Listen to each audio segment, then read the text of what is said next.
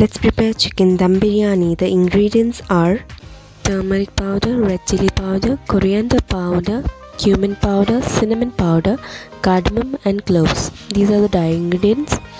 Shajira, ginger garlic paste, coriander leaves, lemon and brown onion. These are the rest of the ingredients. This has to be added into the marinated chicken, which has been marinated with curd and chicken masala. Let's put shajira, ginger garlic paste, coriander leaves, brown onion and lemon juice. 2 tablespoons ghee and mix it well. Add all the dry ingredients, salt, 2 tablespoons oil, any vegetable oil,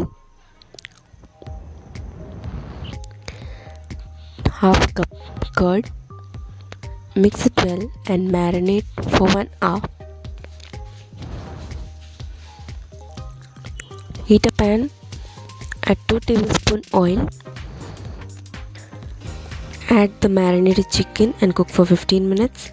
Add bay leaf, cardamom, oil, salt, soaked basmati rice into boiling water. After the rice is cooked, add it over the chicken.